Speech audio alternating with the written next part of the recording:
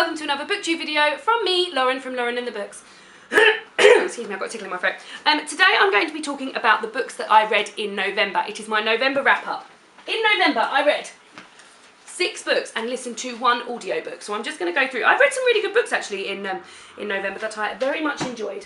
So the first book I read was Half of a Yellow Sun by Chimamanda Ngozi Adichie, and this feels like a million years ago, but it was only a month ago. So I'd read Americana by Chimamanda Ngozi Adichie, which I'm always going on about as my favourite book of the year, absolutely loved it, and was really looking forward to reading another one of hers. So this didn't quite make it to the standard of Americana, but that's not to say I didn't enjoy it. What I do find about Chimamanda Ngozi Adichie's books is that they're really full on and the font is tiny and they're a piece of work you need to put some time aside for. So this sort of book, I feel like I can't really like pick it up and just read a double page and then put it down and then come back to it later on. Like I need to in order to stay in the story, because they're so intense and there's such sort of storylines which are so wound up in loads of different pieces, I need to dedicate some good amount of time to it. So that might be a reason I didn't enjoy it, because when I read Americana I was able to really dedicate some good time to it and sit down, and this I was sort of like picking up on my lunch break reading for 20 minutes. But I enjoyed it. It was set in Nigeria. It was about 3 different people and their interlinking lives. If I remember well, it was about Ogwu, who was a boy from a very poor village who gets made the houseboy for a lecturer's house and becomes able to come up through the sort of ranks and has a reasonable life compared to his previous life. And it also has the Olana, who is the lecturer's wife, and her life, and then finally Richard, who is Olana's twin sister's husband, and it's just dealing with like the atrocities that happened in Nigeria in the 1960s, and it's heavy going, but it is really good. And although I didn't enjoy it as much as Americana, I did still really enjoy this, and I gave it 3 stars. The next book I read was Kirsty Logan, The Rental Heart and Other Fairy Tales. I bought this when I went on my independent books shop tour in London with a couple of other booktubers. I had heard wonderful things about Kirsty Logan. She's always on booktube, people talking about her, and I was really looking forward to reading this. I loved it. I have a sort of love-hate relationship with short stories. Sometimes I really enjoy them, sometimes I'm a bit like, feels a bit pointless, but these were all absolutely brilliant. So brilliant. I'm not even sure I could pick a one that I loved. I mean, The Rental Heart is the first story that they open with, and that is the one that sticks in my mind the most.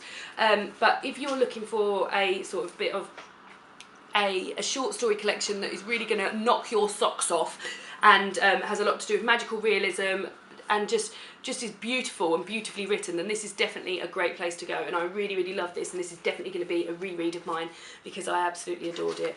And I've also got a little stamp on here that says this book belongs to Lauren Crockford. How exciting. The next book I read was I can't remember if I gave it 4 stars or 5 stars, but it was the best book I read of the month, and I absolutely loved it, and it's going in my best books I've read of 2015, and that is The Long Way to a Small Angry Planet by Becky Chambers. So I saw this on Mercedes Bookish Musings channel, and she had said it was amazing. It is a sci-fi novel, which I'd never sort of knowingly read a sci-fi novel before, thinking I'm going to this and this is going to be sci-fi. I absolutely adored this. It is about a group of people who work in space, punching holes from one side of space, which then becomes a shortcut to another side of space, and they get sent on this really long haul job, and it's just got so many different characters in it, so many different species, and the world that Becky Chambers creates is just amazing, and you really feel like you know the backstory to all these characters, even though it's written in like 400 pages.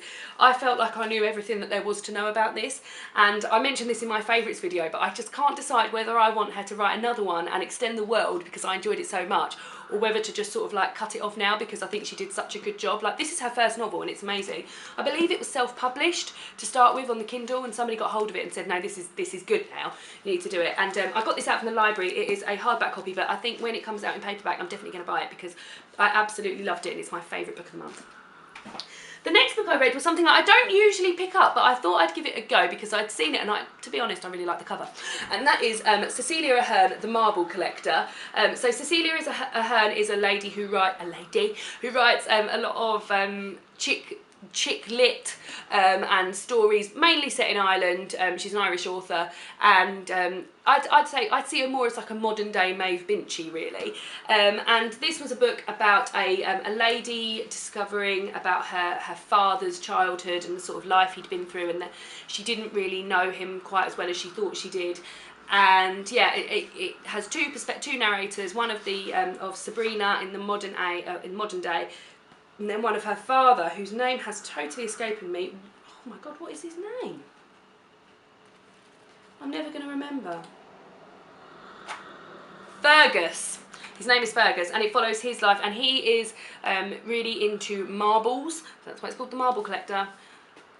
I didn't hate it, but I didn't love it, and it was just like, yeah, the good thing about these sort of books is that you can just pick them up and read them for like 5 minutes and then put them down, and then you can, when you come back, you know exactly where you were.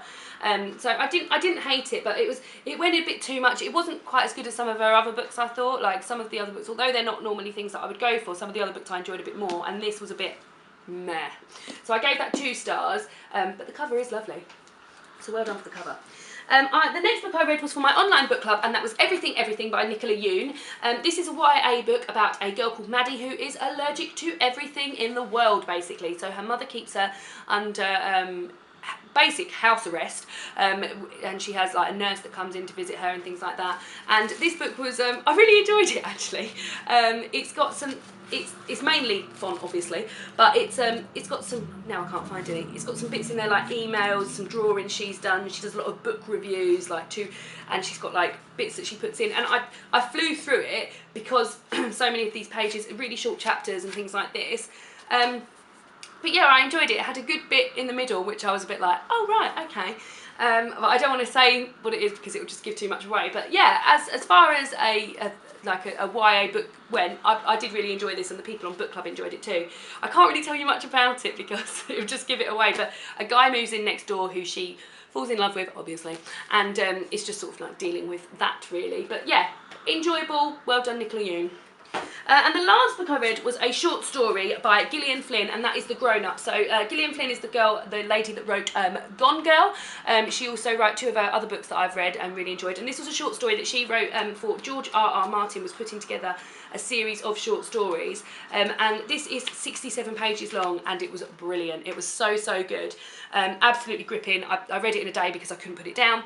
And it is about a lady who works as a sex worker, and then because she has repetitive strain injury, she decides to take up fortune telling as a sort of sideline. And this lady comes in and says that she thinks there's a problem in her house and her stepson's behaving very strangely, and can she come? And this woman obviously is not a fortune teller, but sort of goes along thinking, oh, this is great, I'm going to get loads of money from this, and goes along with it, and quite quickly realises that there is something wrong at home, there is something wrong with the house, and there is something wrong with her son, and she feels very out of her depth. That, and then it just deals with that, really. That is in 67 pages, and the way she's done it is brilliant. And I put this in my stocking fillers book, and I think my stocking fillers gift guide, and I think it would be a great one to read. It really doesn't take that long, and yeah, really, really loved it. Finally, I listened to a audiobook. The audiobook that I listened to was A Spool of Blue Thread by Anne Tyler. I listened to this for my radio book club, and I don't know how I feel about it. It was okay. It was very, like, nothing happened basically, and there was parts of it where I was like, oh, I don't know if I'm enjoying this audiobook thing. The lady who was reading it, it's an American book, so it's set in America. So it tells the story of a family, and they're sort of, it unspools like a spool of blue thread. So it starts with modern day, the family, the kids in this family, and then the next part goes back to their parents, and then the next part goes back to their parents' parents. And the narrator, as I said, is American. It's a story set in America, in Baltimore, and she is a woman, and each part of it isn't sort of told about one of the children or one of the characters. So sometimes there would be parts in this audiobook where the narrator would be voicing a man who was then doing an impression of his mother. So it was like quite a few layers of like speech and impressions and voices going on, and those parts sort of lost me. It was really, really long, and I just feel like nothing really happened in it, and it was just a bit blur. The ending was poo. It just ended at the most rubbishest, like nothing even happened. It just ended. I couldn't believe it had just ended, because I was thinking, oh, it's only got 15 minutes left. This must be winding this up pretty quickly, and it just ended like so annoyingly. So yeah, I only gave that 2 stars, which is a shame, but I am at the moment listening to the audiobook of A Career of Evil, which is Robert Galbraith, J.K. Rowling's new one, and it is brilliant. It is read by Robert Glenister, one of the Glenister brothers. There's 2 Glenisters. Robert Glenister, and yeah, it's really good. I love the Cormoran Strike series anyway, but this one is really, really good, and it's also 17 hours long. I need to pick it up actually, because it needs to be finished by the beginning of January, and it is not even halfway through yet. But so that is what I've read this month. What have you guys been reading this month? In November. I've got a month of Christmas reading ahead of me in December, and I hope all you guys have too. Tell me what you're planning on reading in the comments below, and if you like this video, then give it a thumbs up, and I will see you again soon for another video.